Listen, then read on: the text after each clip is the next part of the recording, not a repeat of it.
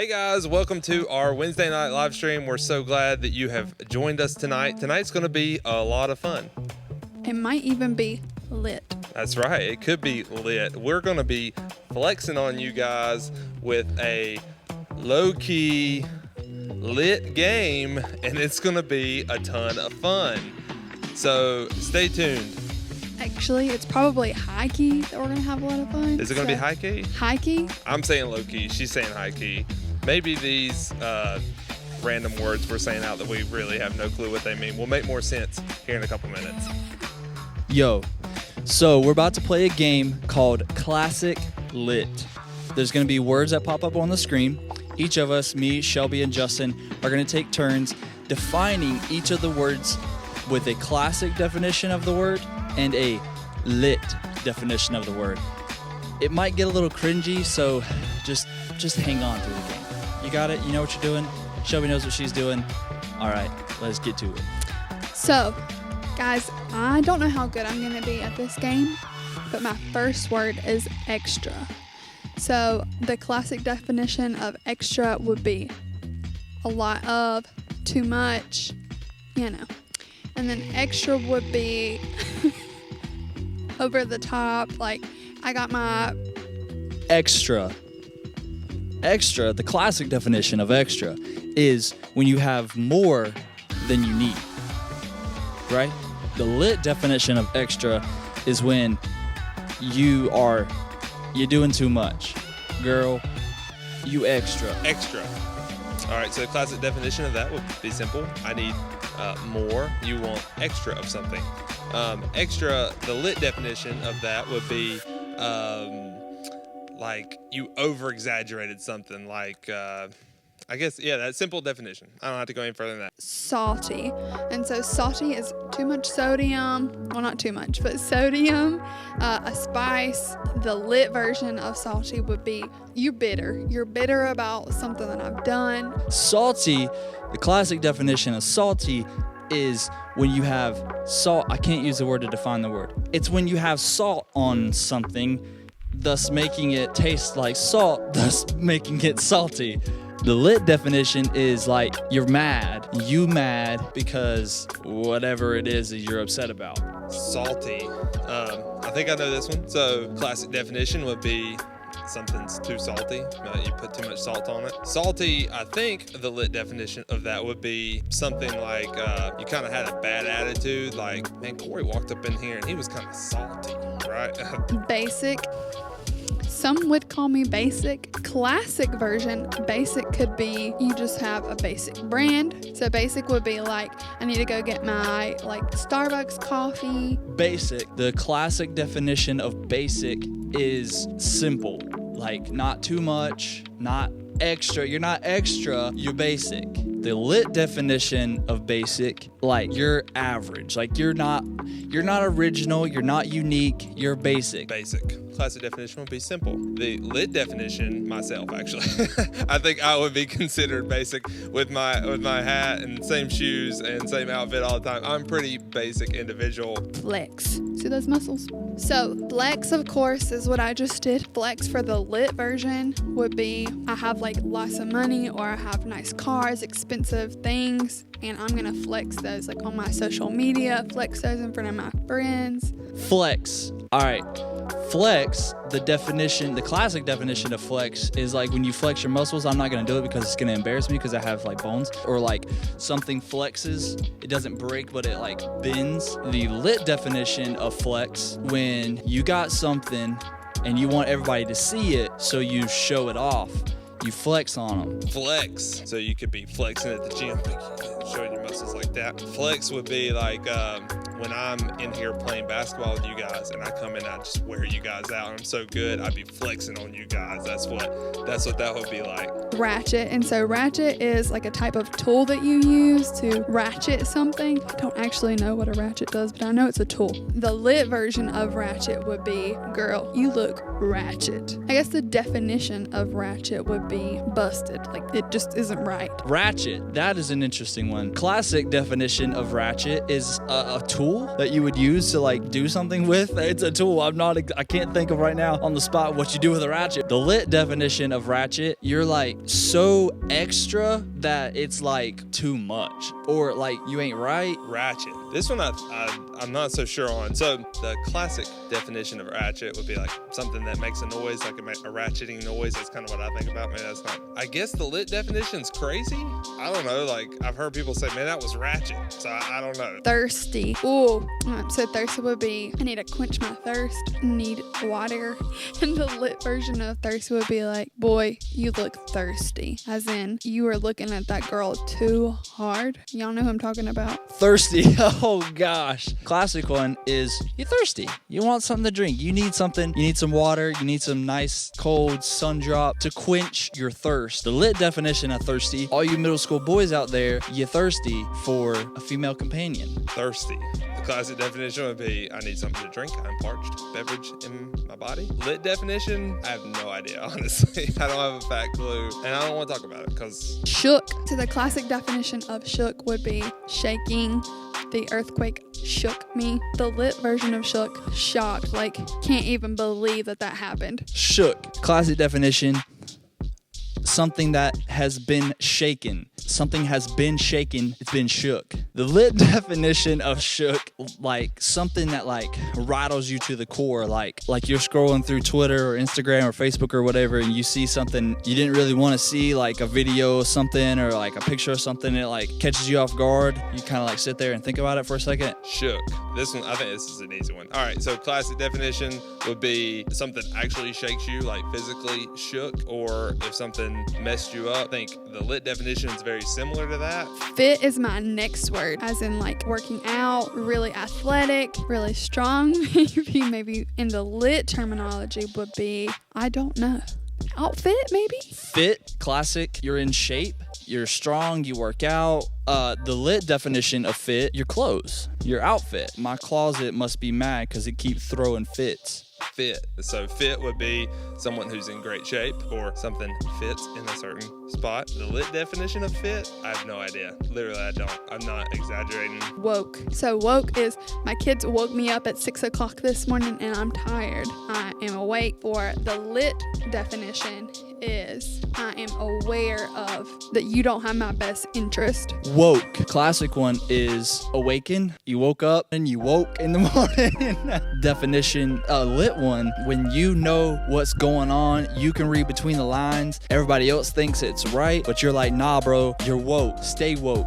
Okay, woke. That's an easy one. So woke, classic definition, you woke up. Lit definition is like you are hyper aware. Like I know what woke means. I am woke to the word woke. Tea. And tea for me is so good, especially from Chick-fil-A. Are you a McDonald's or Chick-fil-A type of tea person? The lit version would be, girl, I got some tea to share with you. That's when you got some juicy drama, some juicy details that you want to share with your friends. Tea. Classic one of tea is a drink. There's like tea leaves. The lit definition of tea, I don't know. I honestly have no clue what this word means in the lit definition of this word. Tea?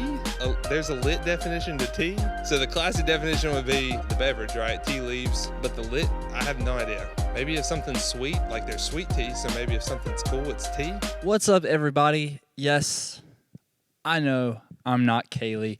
It is week 3 of Save the Date. We had some things pop up. Kaylee was not able to record the message this week for you, but nevertheless, you're still going to get it. It's just going to be for me. Is that all right? I hope it is, because you don't really have a choice at this point. But for the past couple weeks, we've been talking about dating, and we've said that having a dating relationship is different than anything else in our lives. Here's one interesting way that dating is different. When we are in a relationship, we tend to throw common sense straight out the window. We all tend to have a general understanding of how things work when it comes to friendships. But when we're in a dating relationship, it's easy to lose our common sense. You've probably seen this happen with a friend or someone you know. Maybe this person is really smart when it comes to nearly every other area of their life, but when they start dating somebody, it's like they become dumb overnight.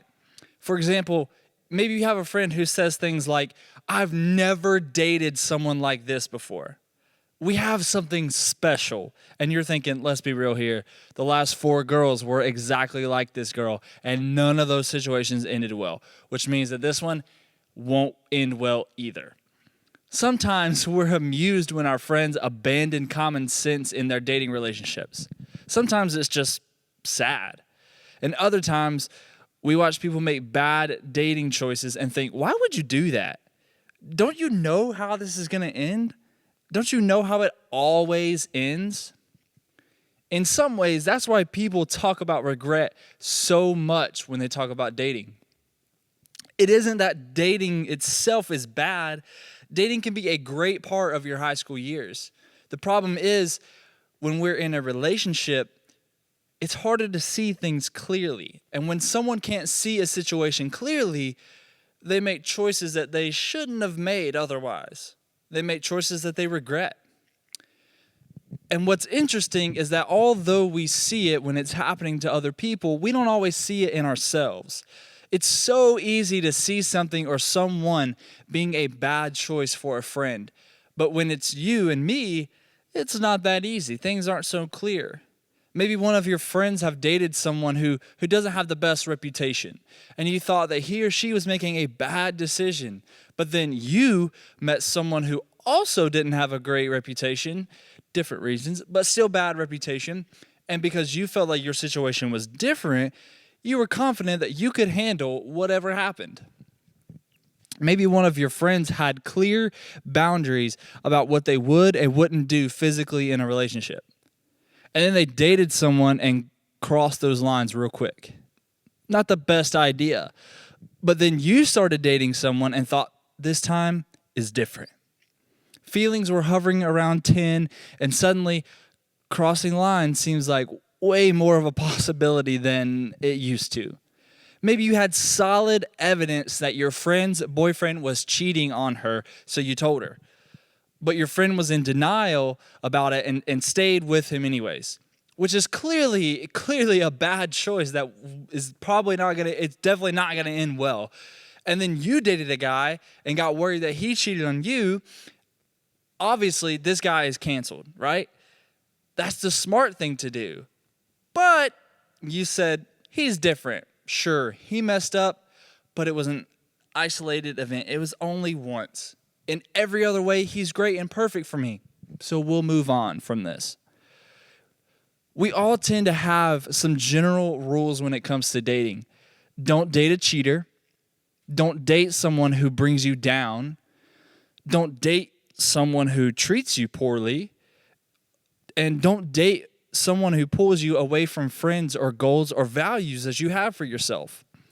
But when we actually start falling for someone and getting feelings and emotions involved, those rules tend to become a little more flexible. We say things like, it's fine, it's just the way it is. I can control this and it won't get out of hand. I can handle the consequences. These views can bring us to a place where we make less than great decisions. The question is, what do we do about it? How do we save our dating life from decisions that we're going to regret? And is that even possible? To talk about that, I want to look at a story from the Bible that speaks on this very issue. It involves arguably the most famous king of Israel, David. David was known as a victorious general, a great leader, and a man after God's own heart. But even with those credentials, he still made some mistakes. This particular mistake that we're going to look at, it took place during a war with the Ammonites, one of Israel's biggest enemies. During that time, when a nation went to war, the king themselves would fight right beside the troops. But David, he decided, I'm not going to go. And this decision had major consequences that would unfold later. While his army was at war, David was home and bored.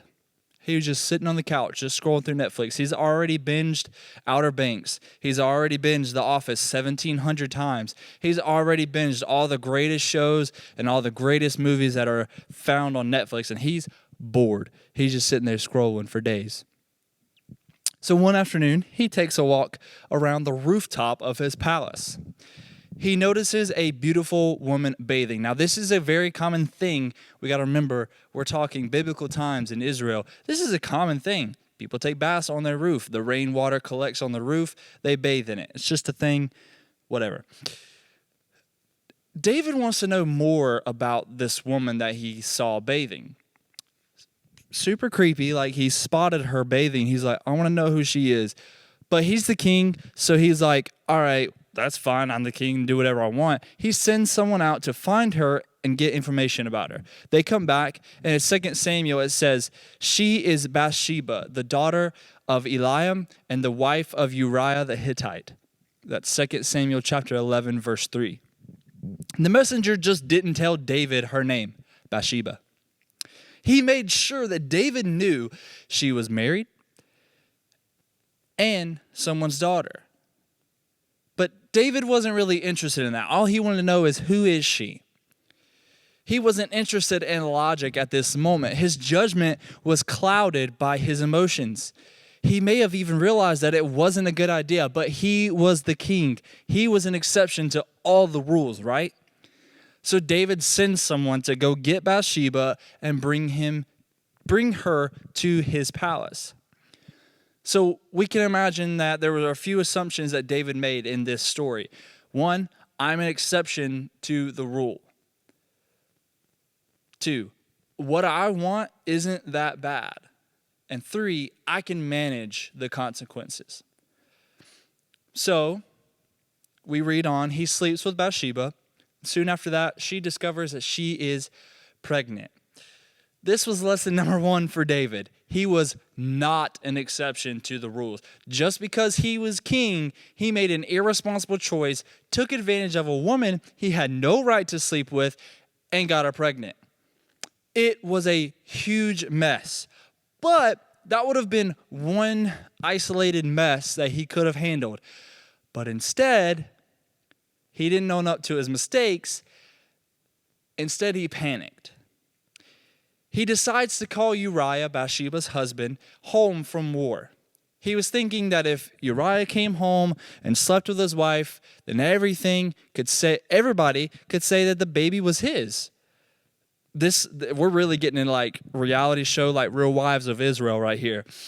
But when Uriah gets home, he doesn't feel like it's okay to sleep with his own bed with his own wife while his friends and fellow soldiers are out still fighting on the battlegrounds. So he sleeps outside of his palace instead. He's like, I'll sleep on the ground. So now David is desperate to hide what he's done. Remember, Bathsheba is pregnant because of David. So his plan to get Uriah to come home is now flawed because Uriah slept outside the palace, didn't even sleep in his own bed. So he comes up with this great idea, this ultimate solution. He goes, send Uriah back to war. But this time, I want him stationed on the front lines where it's the most dangerous place to be.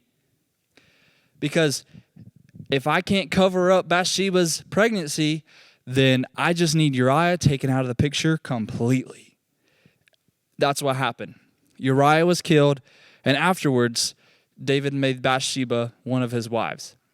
Now, we listen to this story today, and we wonder, what was David thinking?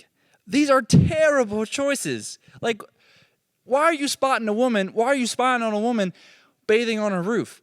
Why are you calling her when you know she's married, when you know she has a husband who's fighting in the war that you're supposed to be fighting in? What are you doing? But the truth is, there are times in all of our relationships when people might look at us and wonder the same exact thing. The truth is, all of us are capable of making really dumb choices and getting stuck in a situation we could have never imagined. With a bit of perspective, we could have seen how our poor choices would lead to poor outcomes. But sometimes when we are in the middle of a situation, we can lose perspective. We can convince ourselves that we are the exception. When we believe that we are the exception to the usual consequences, we are in denial. I'm going to say that again because that's kind of tricky. When we believe that we are an exception to the rules, to the usual consequences, we are in denial. We're fooling ourselves. And if we aren't careful, we can find ourselves in a situation just like David. Okay, not just like David, not exactly like him, but stuck like David was, surrounded by the results of bad decisions he thought he wouldn't have to deal with. He thought he'd avoid them. It's easy to see what David did wrong, but the question is, why? Why did he continue to make bad decision after bad decision after bad decision? I would say the reason is throughout David's ordeal, he was asking the wrong questions. Over and over again, he was asking, what can I get away with? How can I avoid the consequences? And because he was the only person speaking into his own mind, speaking into his decisions, he was able to excuse all kinds of bad ones. After all, when we believe we are the exception to the rules, we can justify just about anything. We can tell ourselves things are okay when they really aren't okay. And that's especially true in our dating lives. The tendency to justify bad situations or allow unwise choices doesn't make you a bad person. It makes you a normal person. We're all tempted to lean away from the truth when it comes to someone or something that we like. We owe it to ourselves to be honest with ourselves. So when it comes to dating, it helps to ask ourselves the right questions. Is there any area where I find myself thinking that I can get away with something or trying to find ways around the rules? Is there any area where you find yourself thinking, that may be true for everybody else, but it isn't true for me or us? Is there anything that makes you think you have things under control even when everyone else is telling you differently? Is there an area where you're just not being honest with yourselves? David was the king of Israel. He was a smart person. But even with all of his power and intellect, he got himself into a mess that led to consequences that he dealt with for the rest of his life. So when David realized how far had he gotten off track, it wasn't until a man named Nathan spoke up. Nathan was a prophet, and prophets were used by God to communicate his insights to people. Then, when this situation had officially spiraled out of control, Nathan confronted David. David listened. He got clarity that he had been unable to see otherwise. See, we all need a person who will be honest with us when we're not being honest with ourselves. So this week, I want to encourage you with 3 things. Number 1, find your Nathan. This could be a wise friend, your small group leader, a trusted adult, thinking about the people in your life, and then identify someone who will shoot you in the right direction. Ask them to help you see areas where you're not honest with yourself or facing the truth in your life. I know this sounds difficult, and maybe it even sounds scary. But listen, you don't have to tell them every single detail about your relationship. Chances are they'll be able to see those things just by knowing you. Number 3, listen to them. Even if you find a trusted advisor and they have wise things to say, that wisdom is wasted if you don't listen. So make a decision to always give this person a chance to say what they see. To always be honest with you, even when, and especially when, it's something you may not want to hear. Because if you don't want to hear their thoughts on the situation, there's a good chance you actually need to hear it. Did you catch that? If you don't really want to hear what they have to say, you actually really need to hear what they need to say. Being honest with yourself now will save you a lot of pain. And I'm not talking like 10 years from now. That's possible, yes. I'm saying it can save you a lot of regret and baggage just weeks or months from now, if you're honest with yourself right now. The reality is, all of us can end up a million places that we didn't want to be by accident. All because we never asked tough questions and made tough decisions. But to end up where you want to be in dating and relationships in life, to save the date, you need to be honest with yourself and let someone else be honest with you. Remember, you owe it to yourself to be honest with yourself. It's an incredible gift that you can give you. Yo, What up? thanks so much for tuning in tonight. Those definitions, I'm shook, quite honestly. I'm woke, I'm fitted, and feeling teased. not ratchet, I'm not basic. Maybe I am basic, I don't know. He's basic. I'm definitely But basic. those definitions were quite interesting. Make sure you left a vote. If you didn't, go back down and vote in the comments. Who gave the best definition? But we are having a Zoom call tonight, right, Justin? Yes, we're going to be doing Zoom, girls and guys, so we'll be sending that link out. If you want to be a part of that and you haven't been getting the link the past few weeks, make sure to send us a direct message and we'll get with you. Or if you got our number, shoot us a text and we'll get you that link. We would love to talk with you guys and see you guys just be great. Also, keep praying for our nation, keep praying for our church, keep praying for our world. And here soon, we might be able to get back together on Wednesday nights. That'd be right. We might be able to see you again face to face and beat you in knockout once again here on Wednesday night. So be praying for that, be hoping for that, because we're moving in the right direction and hopefully we'll all be back together soon. That's Again, right. thanks for joining. Love you guys. See you on See you Zoom. on Zoom.